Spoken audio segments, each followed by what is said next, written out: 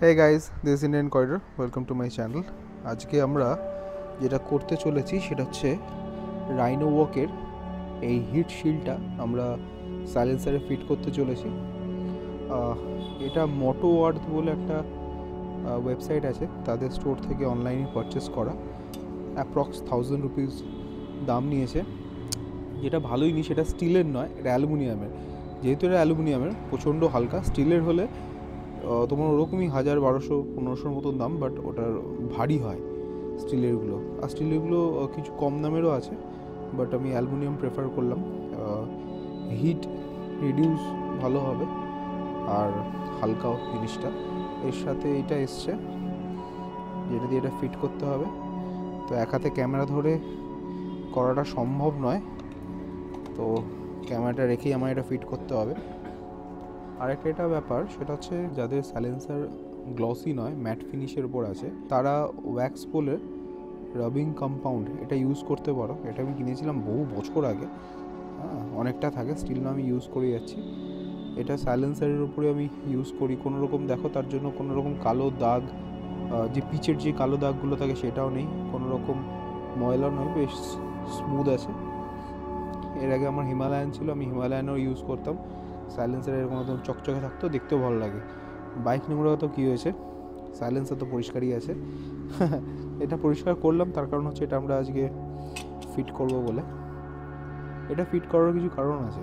আমি তোমাদের আগের ভিডিওতে দেখেছি, কিছু আগের ভিডিওতে দেখিয়েছি যে গিভির যে র্যাকটা আমি লাগিয়েছিলাম, এই গিভির র্যাকটা আমি কিনেছি তার কারণ হচ্ছে ক্রিগা বলে একটা কোম্পানি আছে যেটা ওয়ার্ল্ড ওয়াইড ফেমাস। তো ক্রিগাকে আমি মেল করেছিলাম যে আমি গিভির এই র্যাকটা কিনবো কিনা, কিনে এটা আমি ফিট করলে ওদের র্যাকটা ফিট হবে কিনা। তো ওরা বলেছে হ্যাঁ আপনি কিনতেই পারেন, সামান্য কিছু এই নাট অ্যান্ড বোল্টস হয়তো খুলতে হবে, আপনার ফিট হয়ে যাবে।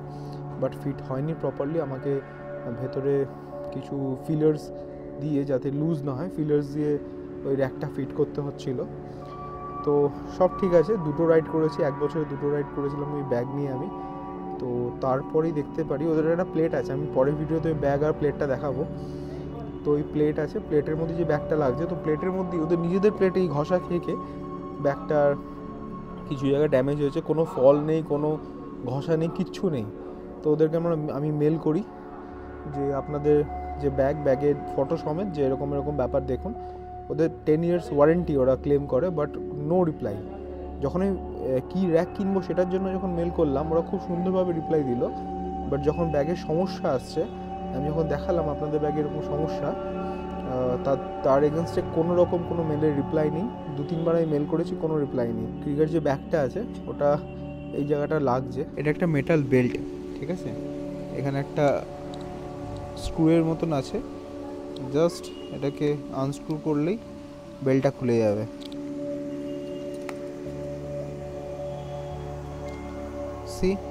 সিস্টেমটা খুব সুন্দর। এটা স্ক্রু, জাস্ট আনস্ক্রু করলেই খুলে গেল। আমি ভাবছি যখন এটাকে ফিট করব তখন লক টাইট দিয়ে দেবো, যাতে কোনো রকম ভাইব্রেশন এটা যাতে না ওপেন হয়। অলমোস্ট কেটিএমের 3টে সাইলেন্সার চলে আসবে, কেটিএম অ্যাডভেঞ্চার 390। তো ফাইনাল ফিটটা দেখে নাও, বেশ শক্তপোক্তভাবেই লেগেছে। এটাকে নড়ালে কোনোভাবেই নড়ছে না। হ্যাঁ, এই একটা জিনিস যেটা বেরিয়ে আছে সেটা আমি ভেবেছি আমি এখান থেকে কাট করব না। এখান থেকে কাট করলে কারো পায়ে লাগতে পারে। তো আমি এটা ভেবেছি যে এটা হচ্ছে এখান থেকে সামান্য একটু বার করব, কাট করে এটা ঢুকিয়ে দেবো ভেতর দিকে। তো কাটটা ভেতর দিকে থাকবে, তো কোনোভাবেই কারোর পায়ে কিংবা হাতে লাগার চান্সেস থাকবে না। তো জিনিসটা তো খুবই ভালোই, খারাপ নয়। বোঝা যাবে হচ্ছে চালিয়ে। এর মধ্যে দেখো এইটুকু মাত্র ডিস্টেন্স, ব্যাগ তো লাগবে এর মধ্যে। এবার হিট রিডিউস করছে না হিটটা ট্রান্সফার করছে, সেটা না ইউজ করে বলা খুব মুশকিল। তো আমি ইউজ করি, পরে একটা ভিডিওতে অবশ্যই এর আমি রিভিউ দেবো। চল আজকের জন্য টাটা, সবাই ভালো থেকো, সুস্থ থেকো।